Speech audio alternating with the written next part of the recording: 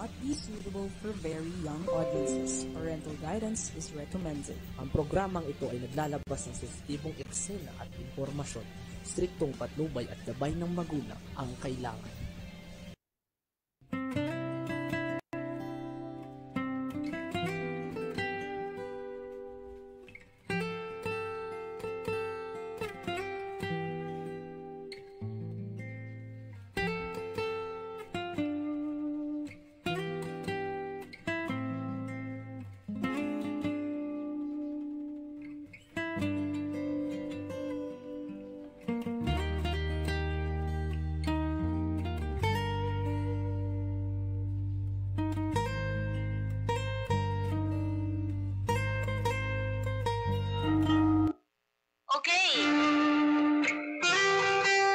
Isang magandang araw po sa atin lahat. It's Kalinga sa OFW na naman po tayo. And this time, nandito na po at live na live sa ating programa ang aking idol, Miss Corazon Alma de Leon. Ma'am Cora! Yes, salamat makabalik tayo sa programa dahil last week yata ako yata ang hindi pwede last week, diba? Tapos kasi meeting ako. Pero before that, nag-solo ako dahil wala ka naman. Kaya kailangan talagang coordinated tayo. So, Ma'am Cora, kamusta ka na? Mahina naman ako. Sino ang guest natin? Isang seafarer. Bibigay mo sa kanya. Binigay mo na? Sabi mo pindutin lang. Okay. Ayan. So, Ma'am Cora, marami ka ring update, di ba?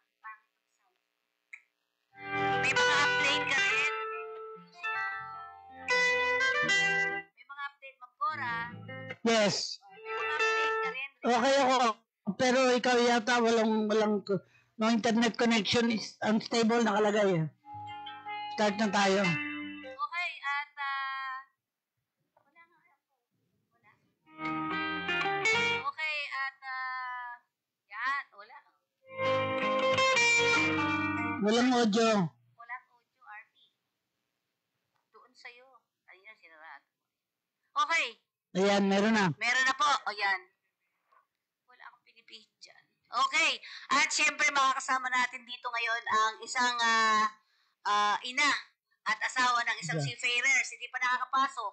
Sabi mo, RP, pindutin lang niya yun. Okay. So, Ma'am Cora, pero bago yan, habang hinihintay natin ang ating guest, ay kwentuhan mo kami, ano ba ano ngayon ang mga proyekto at mga ginagawa o activities ng Red Cross? Oo.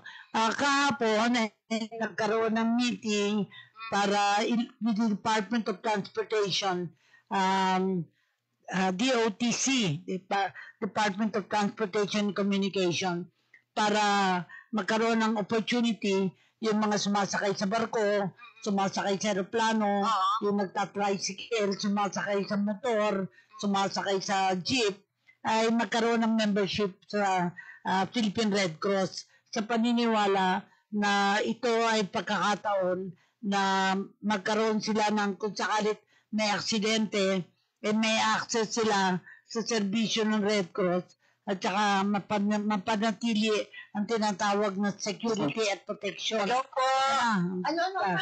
Teka mo, Margarita. Hi, good afternoon. Mga palang artista si Margarita. Hello po. Ayusin natin. Ang ganda. Sige, Ma'am Cora, diretsuin mo muna habang inaayos niya.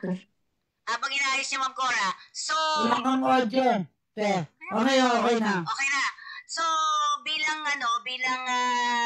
isang activity ng ating Red Cross ay yung tungkol sa parang yung parang insurance? Membership. Membership. Para magkaroon ng protection at security kasi maraming aksidente. Oo. Di ba nangyayari? Ang gusto Ma'am Cora? Nawala. Siyang nawala, ano? Tayo ba? Ma'am, hindi po kayo marinig, ma'am. Hindi niyo ako naririnig. Sige, siguro humina ang internet connection niya eh. Diba? Ayan, humina si Ma'am Cora. Si Ma'am Margarita. Yes po. Oo. Teka, inaayos natin ha, kasi di kayo nagsabay pumasok. Okay. So, sa ngayon, makakausap natin habang wala si Ma'am Cora. Okay. Ma'am Cora, nandiyan ka na? Wala pa. Ha? Ayan na, si Margarita. Okay. Andiyan na si Margarita. So, Ma'am Nandiyan Cora. na. Teka, sandali. O, sige.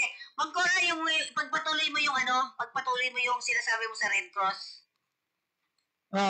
Hindi, yun nga. Siguro, we will have a separate date and time. But less than our chairman, Richard J. Gordon, o kaya ang aming Secretary General ang magpapaliwanag tungkol dito. Pero pahapyaw muna na ipapaliwanag natin na ang pakipag-ugnayan ay sa Department of Transportation and Communication. At nandoon ang Secretary Vince? si Secretary Vince na nagpahayag at kasama yung mga ahensya under the Department of Transportation and Communication. Pero nandito na si Margarita para mahabang oras natin si Okay. Margarita. Okay, ma'am. Sige po. Ma'am Margarita. Hindi natin nakikita siya. Okay, sandali lang. Habang inayos, sige, kakausapin ka na natin. Mukha ka daw artista eh, sabi. Ayan, si Ma'am Margarita. Kamusta? Ayan si Ma'am Cora. Corazon Alma de Leon, ma'am. Ma'am Marge. Po, yes po. Naririnig mo na ako? Marge? Medyo mahina internet ni Marge. Okay, so Ma'am Cora, si Marge ay misis ng isang seafarer. Yeah. Oo. Alam mo, bumuti ang ating ekonomiya dahil nagkaroon ng pagkakataon na maraming mga Pilipino ay naging seafarers. In fact, Opo naman. ang asawa ni Karen Davila, ano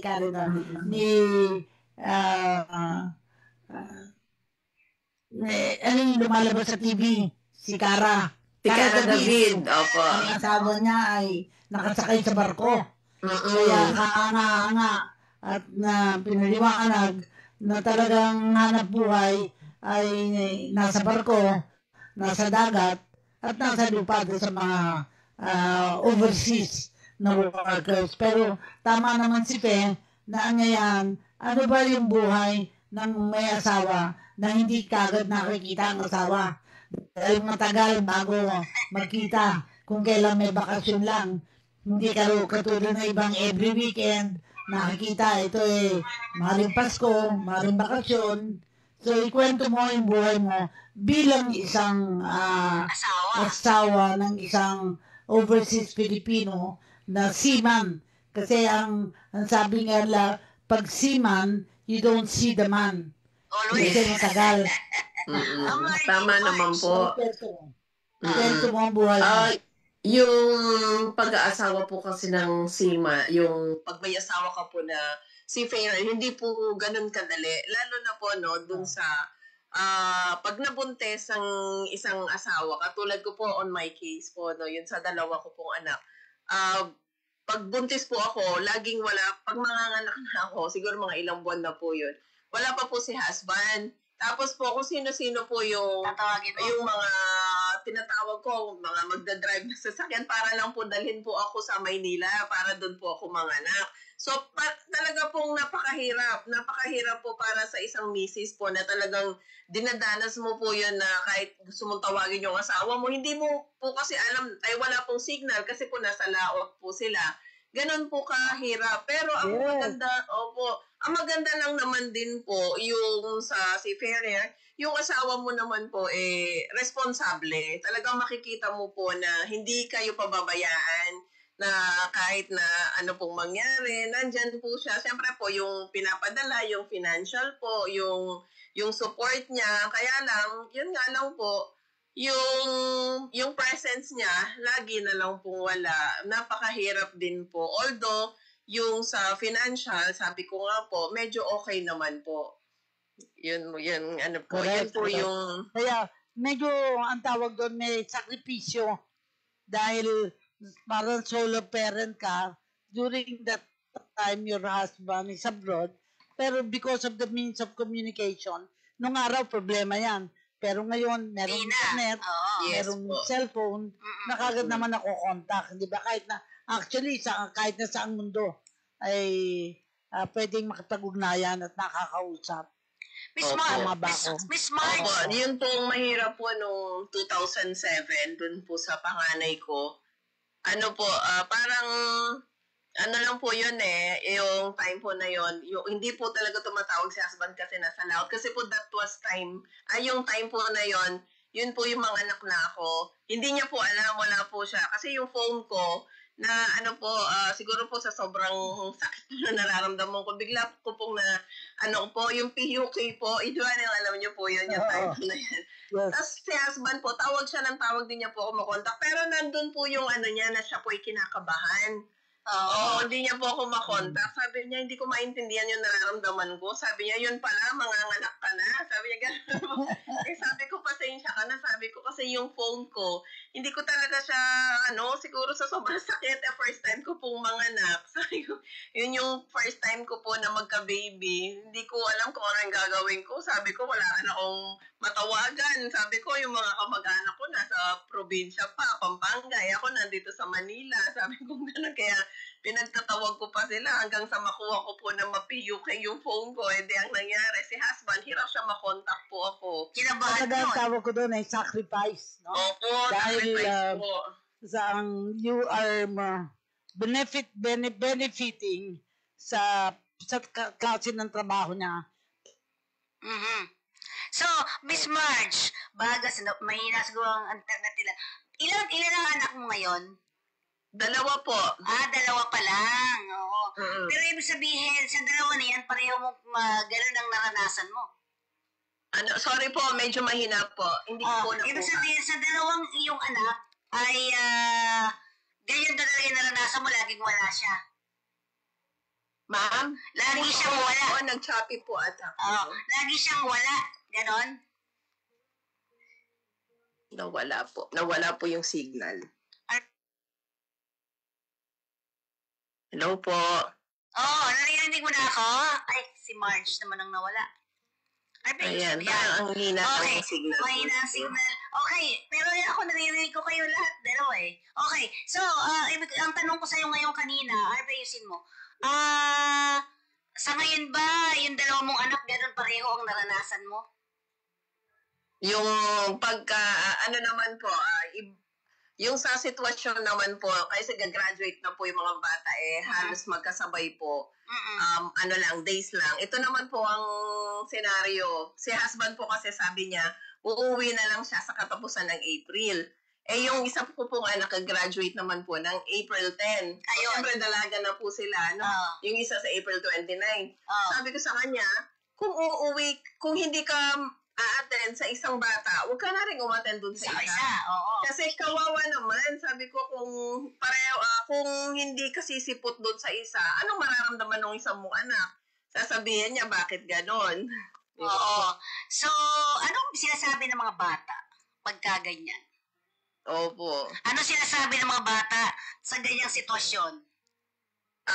Sasabihin lang naman po na kasi ng mga bata pagka Papa, okay lang po, naintindihan po namin. Pero syempre, deep inside po, masakit po yun. So, ang ginawa na lang ni father nila, nakiusap na lang po na, sige, 4 na buwan na lang ako, iuwi ko na lang. Sabi niya, minsan lang sa buhay ko mag-graduate yung mga anak ko, pagbigyan ko na. So, yun naman po. Kailan ang dating niya? Sobrang na-appreciate ng mga bata po yun. So, kailan ang dating niya niyan, kung sakali? Dumating na po siya nitong March 17. Talaga? Very. Opo. So, sige, tapos? Nasa Bohol po siya ngayon. Umuwi muna po sa kanila kasi yung father po niya medyo mahina na po. So, yun. Doon ka meron ding parang pinaupahan, di ba? Opo. Sa Bohol. Oo, yan. Pero habang wala si Ma'am Cora, sana kaya si Ma'am Cora, anuhan mga RB? Bigyan mo nga uli ng link ha. Pero ang sinasabi natin, nung bagong umalis yan, anong pakiramdam? Sorry po, hindi ko, medyo malabo po yung kanina, Ma'am Fe. Sabi ko, ang tanong ko, narinig mo na ako? Yan po, clear po. Yung kanina po kasi nawala. Sa buong-buo niya, yung unang-unang alis nito, anong pakiramdam? Ulit po, ma'am. Wala Sorry ka po. bang earphone? Wala kang earphone? Nawawala po kayo. Nawawala po. Hindi, mahina internet na dating sa'yo eh. Arby, ako ba mahina? Hindi, di ba? Kayo. Okay, ulit tanong. Ito tanong. Naririnig mo ako ngayon? Naririnig mo ako? Ano? Naririnig ko po kaya lang Shopee. Ako ba, Arby? Hindi. Internet daw ninyo pala. Ang tanong ko ay, naririnig mo na ako ngayon? Naririnig mo ako? Ano? Naririnig mo ako? Naririnig ko po pero malabo. Hanap ka, hanap ka kaya ng earphone. Bakit po kaya? Siguro umiina internet mo dyan. Kasi ako naririnig kita eh. Naririnig kita. Mahina. Okay na? Narinig mo na ako? Okay. Ayan po. Okay na? Okay? Isulat mo nga sa kanya dyan sa RB. Isulat mo nga. Ang tanong ko kasi kanina ay i-text ko nga sa'yo. Ang sinasabi natin kanina ay yung unang alis ng husband mo, anong pakiramdam? Teka. Marge. Naku, hindi niya ako naririnig. Hindi po kaya malayo yung mic? Ako, malapit ako eh. Ikaw, may mic ka ba? Meron ka Wala ganito? po akong mic. Wala Hindi, po. wala kang ganito? Earphone? Earphone? Wala po. Ayun, wala. Ang tanong ko, narinig mo ako ngayon. Dapat may earphone ka muna. Nawawala po talaga yung boses niyo po. Hindi, sa'yo yan, sa'yo. Marge. Okay. Teka nga muna. Si Ma'am Cora, Marge. Si Ma'am Cora. Ayusin muna natin, Arby. Ka muna, magpaalala ka muna. Yan na. Naririnig na ako? Ma'am Cora. Ayusin mo nga muna. At tayo ay Okay, habang medyo naghihina yung mga internet, ayan. Naririnig na ako ni Ma'am Cora? Nakabalik na ako. Okay. Okay. Marge, naririnig mo ako? Ma'am Cora, okay po yung signal niyo po. Yung kay Ma'am Fe, medyo po nawawala eh. Whiteboard, Okay. Anyway, Sige, kaya ako nawala din. Tinawagan ko yung tumutulong sa akin para makabalik eh. Okay. Hindi ko kaya makabalik. Sige, Ma'am Cora. Ang Sige. mahalaga ay kwento mo yung mga the good news, no, yung magandang balita, at yung medyo talagang nasabi mo na siyempre yung separation nung nanganak ka, nawala siya pero nagka-contact naman kayo. Doon sa second child mo, wala nang problema. Tama ka ba? Ganun din po. Wala rin po siya. Wala. Basta pagka mga anak na po ako, wala po siya lagi. Tapos dadagdan niya na po yung bata. Siguro timing. Opo, timing. Kailangan po kasi po yung mga bata, tawag dito, kailangan po ng panggatas. Kailangan po Opo. Hindi po ganun kadali rin yung asawa ng seaman po. Kasi lalo kapag minsan naman, yun sa pagdating sa financial, okay naman po pag nakasakay. Kaya lang, kapag nakababa naman sila, isa pa pong problema po yun. Yes. Kasi po, ang problem naman po, pagka walang trabaho po yung babae, yung misis niya, medyo magkakaroon po talaga ng financial crisis. Opo. Kaya nga, ang nakikita ko, kailangan turuan ng financial planning. Yes, Ano opo. ibig sabihin nun? Ibig sabihin, ano lamang yung gagastayan tsaka mag-anticipate ng yung pag-uwi niya. Maaaring may bakasyon siya, pero siyempre, doon ang good time. Parang ibig sabihin kasi miss mo na, hindi Opo. nakakasama ng pamilya, yun ang dagdag na gastos. Nakikita ko pag nagpupunta sa duty free, puno ng laman yung Opo. So parang, sabi ko, pag parang one blow, parang puro gastos ang naiisip, pero pag-alis, problema na pag naubos, na nandiyan pa siya. Na wala Yes. nang tinatanggap. Kaya, kailangan talaga financial planning sa mga Naririnig niyo na ako? may ng sinan. Naririnig niyo na ako? Ma'am Marge?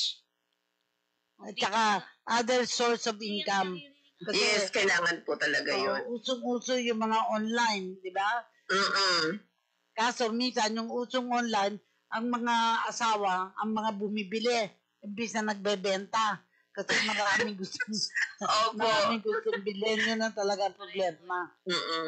Kaya kailangan po talaga alam po kung paano gamitin yung pera ng maayos. Pero Okay. kayo ba nagre-renta ng bahay o may sariling bahay? Sa awa po ng Panginoon, sa amin na po. Di ba galing? Hindi na nakakabawas sa ano. Opo. Talaga pong, ang ginawa ko po kasi, ma'am, no, pagka nakasakay po kasi si husband, although para po magka-idea lang po yung iba, baka naman po makatulong yung pag-share ko.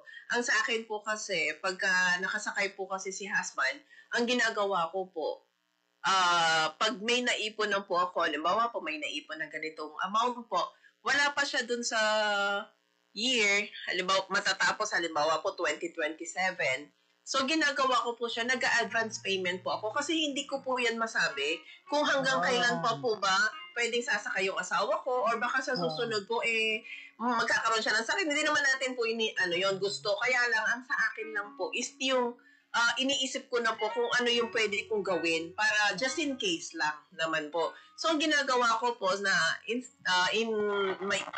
maging ilang years pa yung pagbabayad, halimbawa po 5 years, so, ang ginagawa ko na po, nagta-top up na po ako ng mga advance payment. Ganon po. So, yung 5 years na po na yon, nagagawa ko na po siya ng 3 years. So, nalilesen yung period of years na pwede ko pang bayaran. At Ganon saka, po. kung magkaroon ng emergency, Yes syempre, po. kailangan, that is why, kailangan parang may insurance. Parang Opo. nakasubi na pera. Ito nga yung pinaliwanag ko, Kipe, na naglalayon kami na tulungan yung mga trabahador na kung pwedeng makabili sila ng tinatawag naming membership sa Red Cross na sa halagang 1,200 kung mangangailangan sila ng dugo, mangangailangan sila ng gamit na ambulansya, kasama na yon. Ay, opo. Maganda yun, di ba? Maganda po yun. Oo, maganda. Kaya tamang-tama sa programa na ito ay pag-uusapan namin ito para paano makatutulong lalo na sa mga asawa ng mga seafarers. Kasi Yes. alam natin, although sa seafarers, ang sweldo na ate, yung naiiwan sa seafarers, yung pinapadala sa pamilya.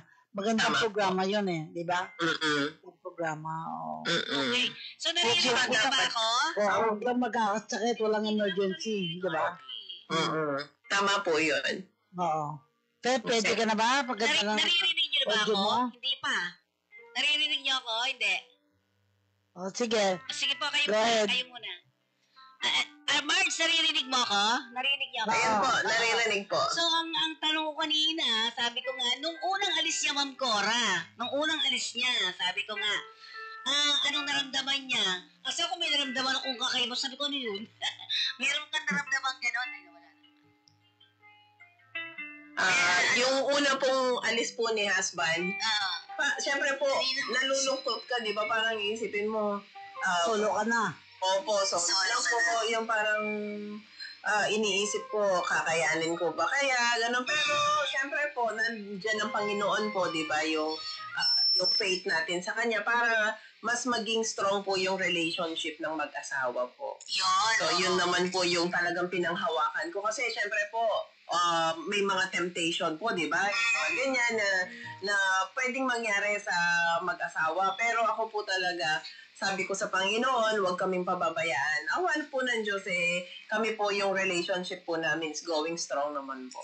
Ang courage ko ito. Pamilya ka ba? At pamilya, magulang, o mga kapatid, although nasa probinsya, hindi ba? Ito ay nasa Manila.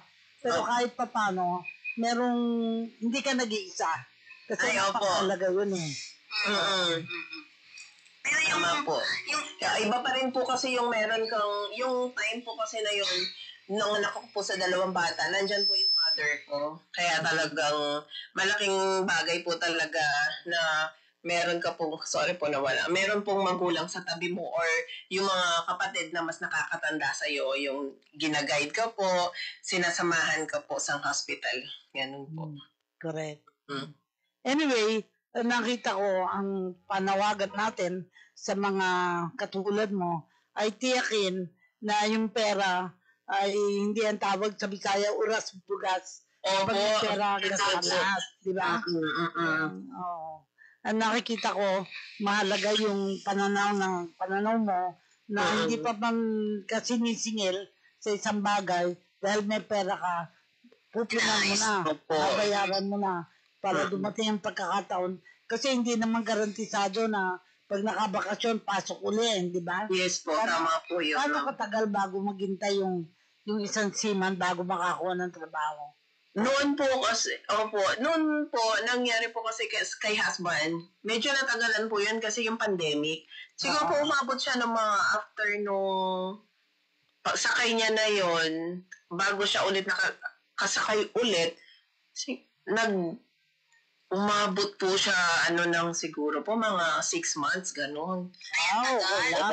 Months. Pero kung sakaling sa bahay siya lang, ano yung pwede pa niyang magawa na parang habang naghihintay, pwedeng kahit pa paano may trabaho sa bahay or something like that. Meron pang gano'n? Yung ginagawa, masipag naman po kasi ito sa mga gawaing bahay. Actually po, siya po kasi naglalaba. Ako naman po, busy po ako. Walang trabaho. Meron po kasi kaming travel agency po. So, tapos po yung mga pinapaupahan. So, yun talaga po yung mga pinagdag po na. Opo, dagdag po. Kasi nga po, iniisip ko po kasi lagi, hindi habang buhay malakas po yung asawa ko at ako rin po, ganun. Kaya, yun po yung, so, kailangan lang naman po talaga dyan, di ba po, yung tulungan at saka po yung nga po, gaya po na nasabi natin, yung paggamit po ng pera, yung maayos, hindi yung bibilhin kahit hindi naman siya importante. Huwag maloloko, may scam. Yes, ito, malaki kita pag ikaw nag-invest, tapos yung pala mawawala pati pera mo. Ay, opo, yung pong easy money. Naku, yes. Mahirap po kasi magtiwala. Ang paniniwala ko po kasi, Ma'am Cora, ang pinapaniwalaan ko po sa buhay, ang pera pinaghihirapan eh. Kaya po, hindi po ako talaga siguro basta-basta naniniwala sa mga yun. Kasi yung mga sugal po yun eh. Although yung business naman po, lahat naman po eh, sugal.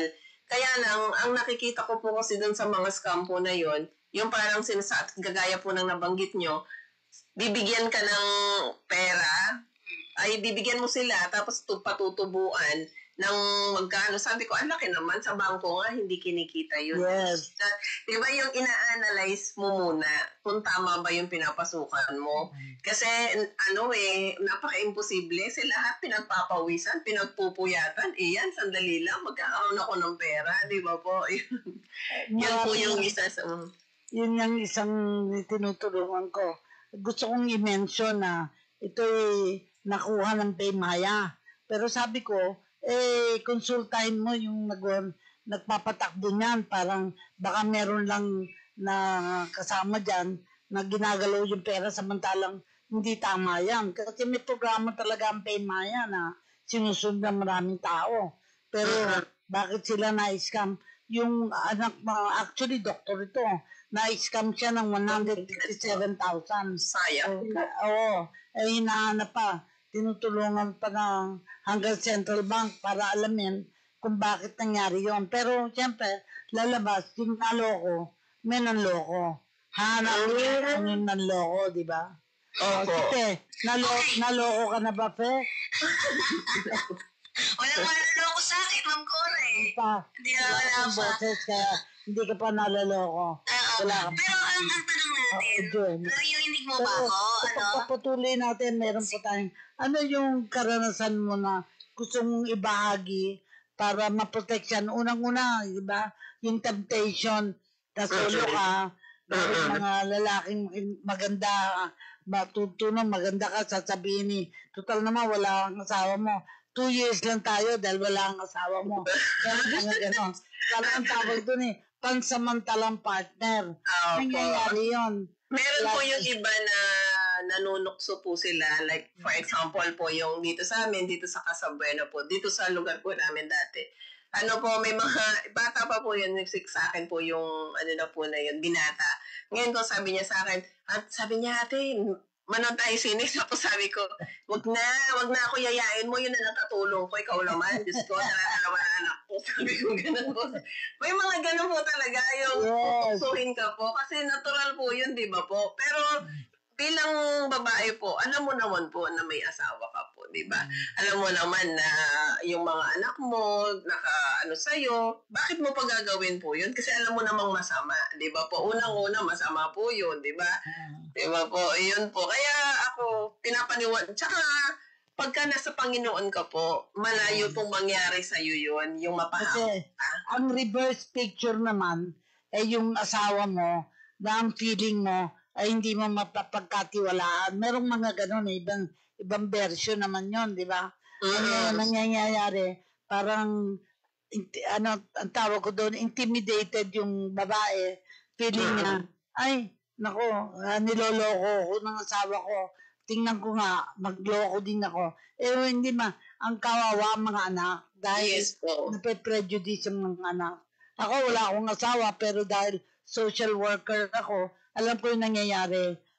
Kaya maraming mga couples, solo parents ang tawag dahil ayaw nilang mag-asawa, ayaw nilang magtiwala. Yes. Opo. Tama naman po yun kasi yung mga lalaki po, di ba? May mga, po talaga sila, yung hindi natin awak yung mga isip. Iba po kasi tayo mag-isip ng mga babae kumpara po pa sa kanila, di ba po? Pag po kasi, halimbawa, may ginawa po sila ng gano'n, pinatulan mo, tapos sinabayan mo, kawawa ka naman, di ba po?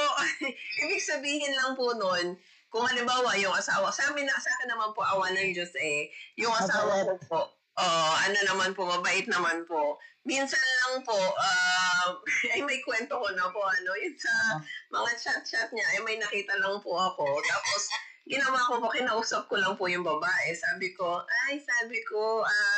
so, type mo pala yung asawa ko. Sabi ko, niloko ko lang po. Tapos sabi, hindi po, may asawa na po pala siya. Sabi niya, asawa niya ako. Pero kung gusto mo, pwede rin kayong dalawa. Sabi ko, hindi po. Pinukso mo. Opo. Sabi, hindi po. Sabi niya, hindi ko po, yun. Sabi niya, sinabi niya lang po kasi binata siya. So, ngayon hindi talaga siya binata, may asawa siya. Pero sabi ko nga sa'yo, pag gusto mo, pwede rin i-take home mo na.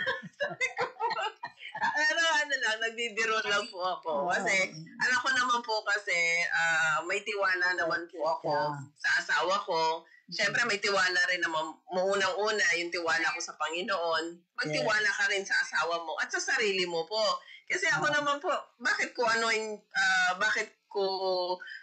sobrang paghinalaan yung asawa ko, di ba po? Nagtatrabaho naman siya, tsaka malayo po yun, di ba po? Malayo po yun.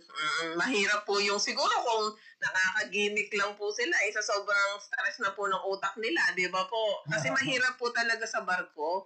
Yung po kasing na-experience ko po nung pumunta po kami, dito po kasi siya nag-sign out dito po sa may Bataan.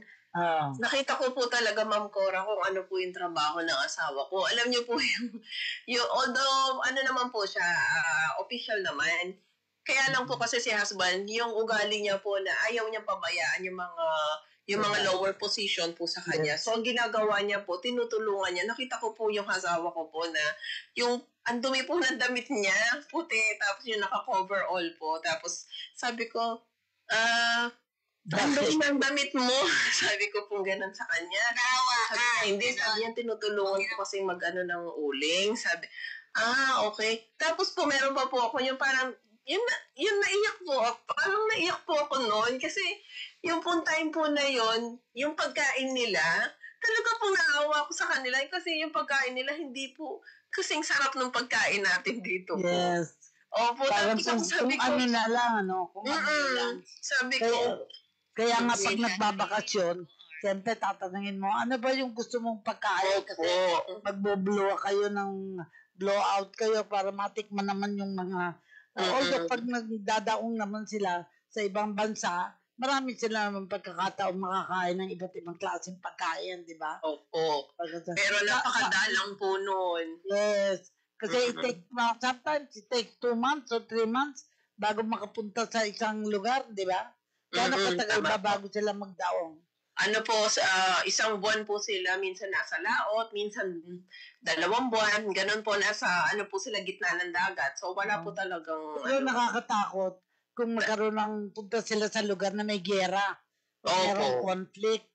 Kasi kung minsan, hindi naman sila kasalo sa giyera, ay kinukulong sila or kinakapture. Diba? Dahil sabi nila, kayo nasa mabuting kalagayan, nanakawan nila yung barko o kaya whatever na gagawin lang makasisira sa mga sitwasyon ng mga seaman. Kaya noon ang palaging joke namin, when you marry a seaman, you don't see the man. Yes. Tama po yun. Kaya kailangan magsakripisyo at isipin what at the end of the tunnel, merong good news. Kasi pag iniisip mo na puro kahirapan, talaga malulungkot ka. Pero pag naisip mo, ang kabutihan, unang-una kabutihan, may trabaho. Kasi napakahirap na basta magkaroon ng trabaho. At ito nga ang dapat tugunan ng ating bansa.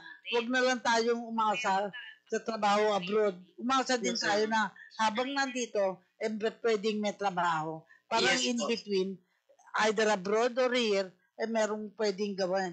And I think ito yung dapat tugunan at the community level. Kung ba sa Manila, talagang maraming taong lumilipat na sa Manila kasi nandito ang opportunity. Pero pag nagdagsahan ng uwi, kasi palagay natin off na yan, at the time na may gera sa isang lugar, hindi sila makapupunta doon Kaya mahalaga na matulungan sila habang nandito. Yun ang kahit na temporary lang. Kaya gusto ko yung mga taong seaman pero marunong magkarpintero, tubero, maraming skills, di ba? Na pwedeng gamitin. Miss Marge, naririnig mo ako? Miss Marge? May audio ka na ba? Naririnig niyo na ako, hindi pa? Meron. Okay, ang tanong ko, paano mo ni-raise? Miss Marge, naririnig mo ako? Miss Marge? Yan po. Siguro yung isang mic lang gamitin mo. Okay, ito, naririnig mo ako dito?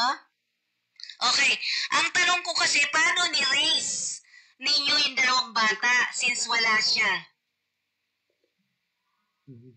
Hindi ko po ano po ba yun? Hindi ko po masyadong marinig, ma'am. Oo, sabi na hindi Hindi ako naririnig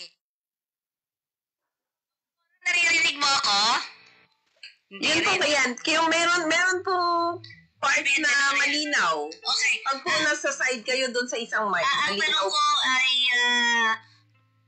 paano mo ni-raise yung mga bata dahil wala si Sir? Ay, ang meron. Oo. Sabi sa'yo, ako naririnig nila Paano mo ni-raise ang family mo na without your husband? Hindi ko talaga marinig, ma'am. Sige, kayong dalawa na muna. Okay, tayo na lang. Habang naghihintay, ako naman nagte-text ako, naghahanap buhay din ako. Opo. Pero siguro, ang message lang, meron pa naman tayong a few minutes. Yung napagdaanan mo na problema, buntis ka, wala siya, pero dahil may pamilya ka, may nanay ka, nakatulong yon, di ba? Parang, yes. But at the same time, maganda din na meron kayong grupo, yung mga asawa sa particular na barko, of course, barko. Pero siyempre hindi naman lahat kayo makakilala, tsaka ang asawa mo ay medyo happy na, mataas na ang posisyon. Siyempre, ang kailangan mong matulungan din yung mga nagtatrabaho doon sa barko na sa palagay ng asawa mo ay kailangan ding maging modelo ka na makausap yung mga miski by text, kumustahin. Yes. Kasi pag walang kausap, kung ano-ano pumapasok sa utak minsan, di ba? Tama po. Meron po ako dito yung mga kapitbahay ko po. Mga seaman din po yung asawa nila. So, madalas po kami magkwentuhan, ganun po yung, minsan po pagka pagka may time po, yung ini-invite ko po sila dito sa bahay para po may konting salo-salo lang. Oo, sosyalan. Opo. Tapos po, minsan naman sa kanila naman po. Tapos, syempre po, hindi naman po nagtatapos lang doon. So, pagka need nila ng makausap kasi may problem sila, nagdadamayan din po kami. Kasi po, alam namin yung feeling ng ganun po. Maganda yung salita na damayan. Kasi Yes, very po. Filipino yun eh. Kaya sana, hindi lang ang kwento mo, may kwento sa iba. Huwag isipin na nag-iisa. Wala naman Yes, dapat na nag-iisa eh. Dahil ibang kultura ng Pilipino. Nagtutulungan, nagbibigayan ng Opo. pagkakataon ito. Maski itong programa ni Fena ito, na ako'y kasama, ay ang title kakampi. Sino dapat mong kakampi sa iyong pinagdadaanan? Lalo na yung una lang pasok sa barko ay makatutulong. In fact, nakita ko na yung mga ibang may asawa na nasa barko ay nagsasama-sama sila. Nagkukwentuhan sila ng mga karanasan. Pero talagang ang mga asawa hindi naman pare-pareho. Kaya ang magkukwento siya ng mga kaganapan sa kanyang pamilya. Kaya kailangan merong mag-a-advise. Talagang ganyan, malayo sa asawa, kung ano-ano naisip, kailangan meron, may contact. Kaya ang iba malaki daw nagagastos sa cellphone. Malaki na, di ba? Nakakatawag kayo at pero kung masyado namang palagi, sobra naman ng pera na kailangan. Siguro kailangan may sistema, may sulat, merong cellphone, merong iba-ibang pamamaraan na to communicate. Yes po, tama po yan. At saka ang ina-advise din po sa mga asawa ng seaman, hindi po lahat ng problema siguro sasabihin sa asawang seaman kasi kawawa naman din po sila, yung utak po nila doon.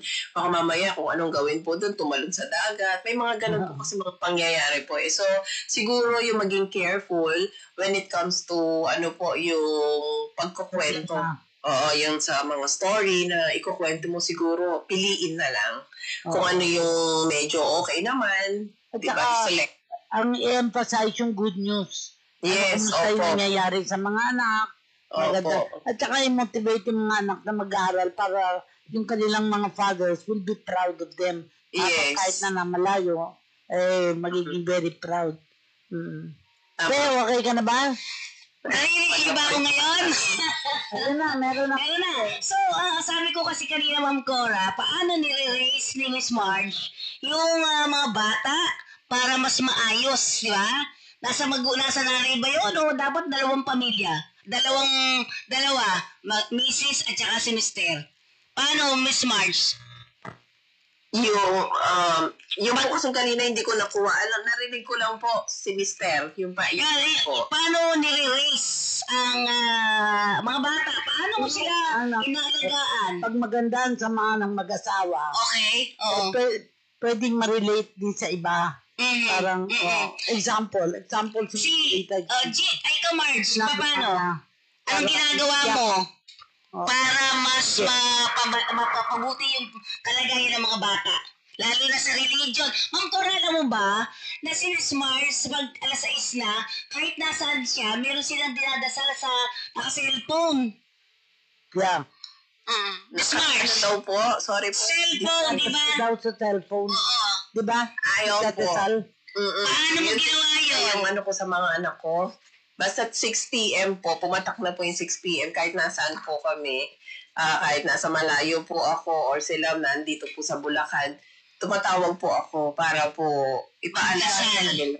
Opo, minsan naman sila na magpapaalala sa akin pag sobrang busy ko naman po sa Manila. Talagang nagpipray po ako. Nagpipray po kami together.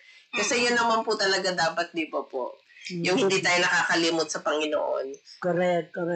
So yung nakita ko rin, Ma'am Cora, talagang nakita ko na alas 6, nagdarasal sila through cellphone kasi malalayo silang lugar. Yun. So pero sa ngayon, paano mo na-maintain yung gano'n, Miss Marge? ginagawa ko po sa mga bata, talaga pong sinasabihan ko po sila na maging malapit po sila sa Panginoon na kahit anong mangyari. Kasi po, una po, di ba, hindi natin masabi. Sabi ko sa kanila na habang buhay tayo magkakasama dito sa mundo na to. Kasi hindi ko maaaring tayo, sabi ngayon, okay tayo. Pero paano pa yung sa mga susunod na pagkakataon? O sino ba yung, lahat naman, sino ba yung mauuna sa atin? Ang pinaka-importante dito, sabi ko po sa kanila, ang pinaka-importante dito, yung relationship natin sa Panginoon. Kasi pagka nasa Panginoon kayo, sabi ko, pag pina-priority nyo ang Diyos, nothing can stop you. Yes. Sabi ko kasi, magiging, kung ano yung gusto nyo sa buhay, si God na ang gagawa nun. Sabi ko kasi, nandun yun eh. Sabi ko pa, katulad natin dito sa pamilya natin, di ba? Sabi ko po, kinakwento ko po kung ano yung buhay lang namin na napakasimple lang. But because we have God, sabi ko, we have faith in God, sabi ko, kaya kahit na anong mangyari, sabi ko, nagkaroon ng pandemic, kung ano-ano na yung mga nangyari dito sa Pilipinas, pero bakit, pa rin tayo, buhay tayo, at saka, never natin naranasan po yung pandemic, to be honest po, hindi namin talaga naranasan yung magipit, kasi nagpo-provide pa rin po ang Diyos, talagang meron at meron pa rin po. Alam nyo, sabi ko, ito lang, lagi nyong tatandaan, saan man kayo mapunta, ano man ang marating nyo sa buhay, unahin nyo ang Panginoon. Sabi ko po. Yun po kasi yun yung pinakamagandang magagawa ko bilang isang nanay sa inyo na ipamulat na merong Diyos. Yun po. I think may lessons tayo mula kay Nora Honor. Kasi kitang-kita natin yung kahirapan niya na nagbebenta ng tubig sa tren. Example ko yun. At naniniwala ako na yung sabi nga hindi naman kailangan maging mistisa para maging artista. Tama po. Ito nga, mas maganda kapag mag-artista. Maganda ka. Pero ibig sabihin, ang pinakita ni Nora ay yung kanyang boses. Nagamit niya ang boses at nagamit niya ang kanyang pag-artista para sumikat at yumaman. Maaring naghirap siya, may mga problema siya noon, pero ang mga anak niya ngayon magtatamasa dahil malaki ang kanyang iiwan sa kanyang mga kapamilya. At kahit na isa lang ang anak niya, nag-adapt pa siya ng karagdagang anak. Parang hindi, kahit na, although maraming chismis sa kanyang mga relationship, pero hindi na mahalaga yun. Kasi iniwan na niya, kasi namatay na siya.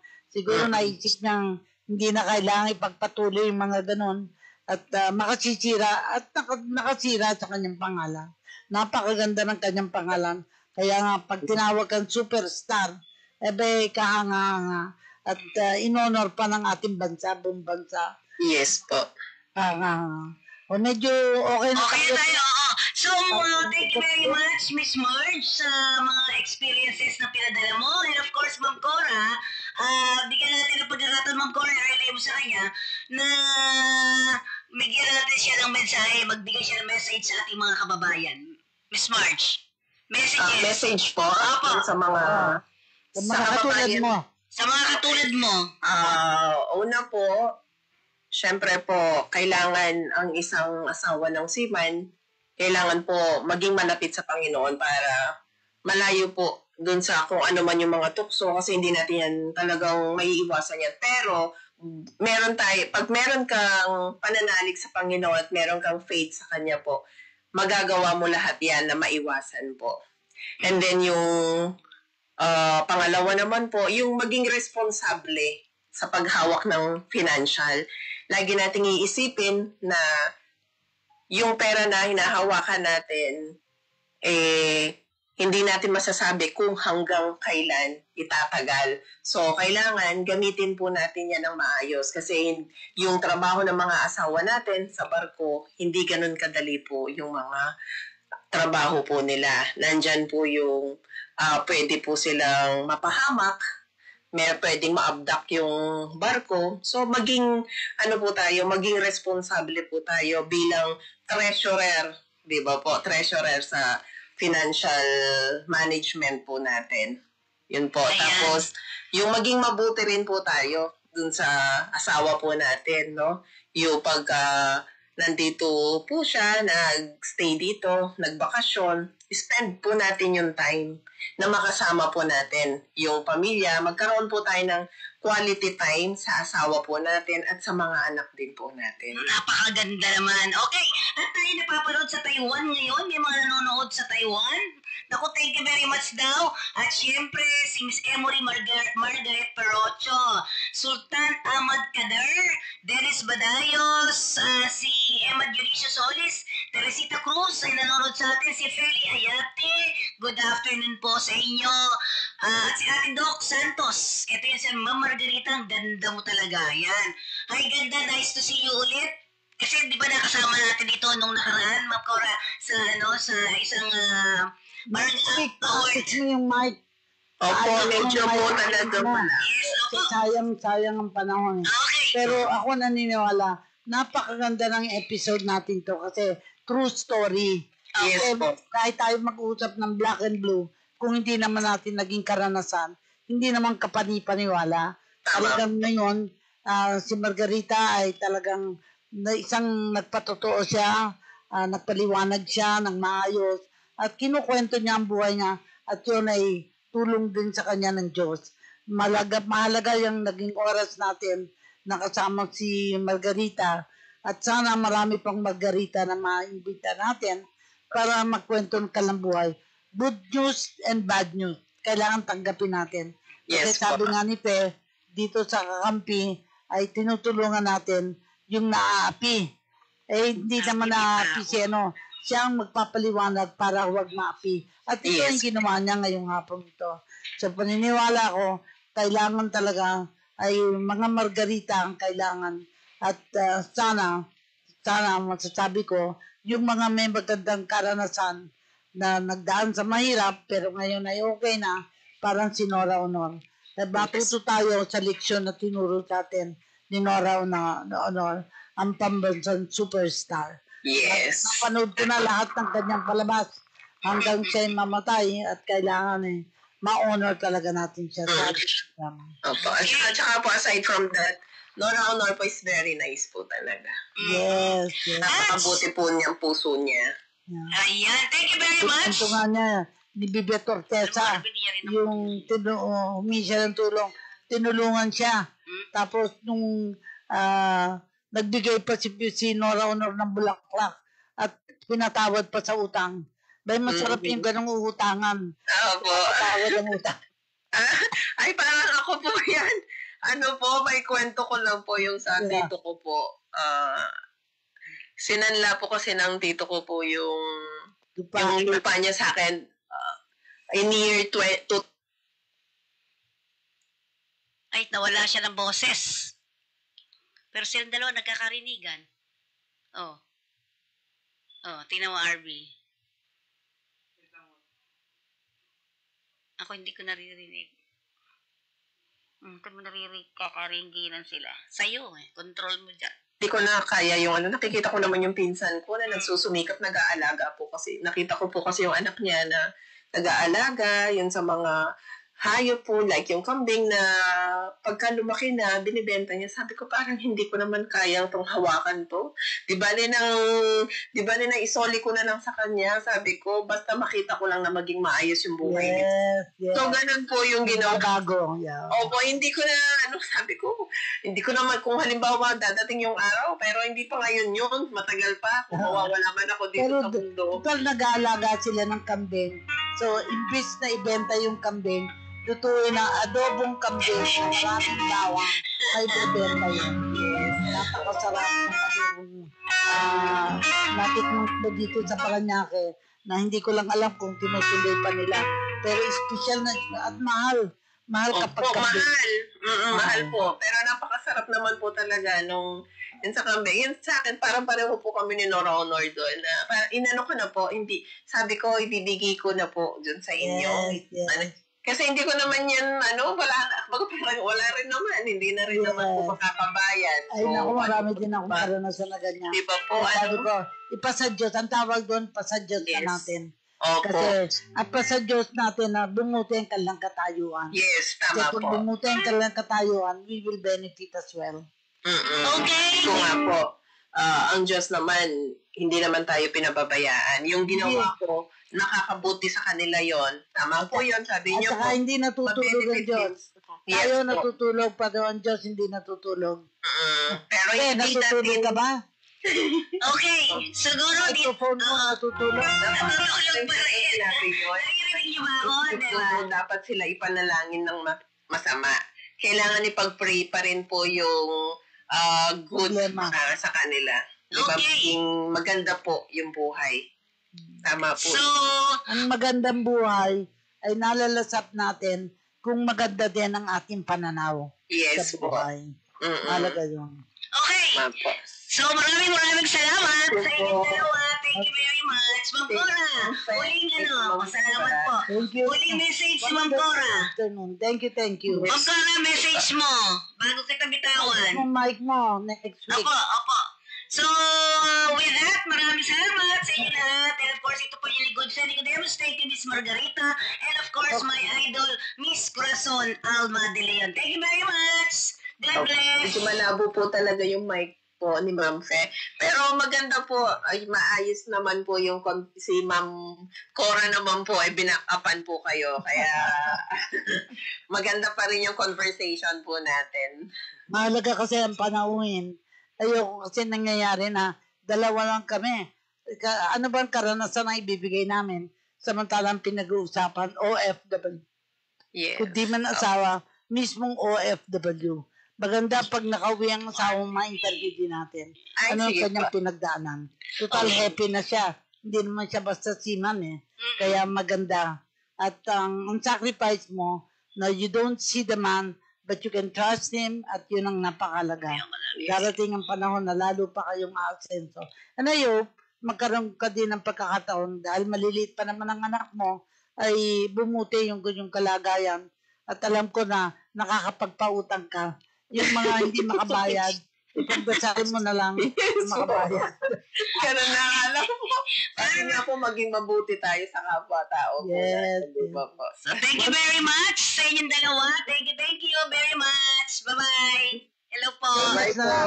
Salamat, Ma'am Cora. Thank you very much. Yes. Bye-bye.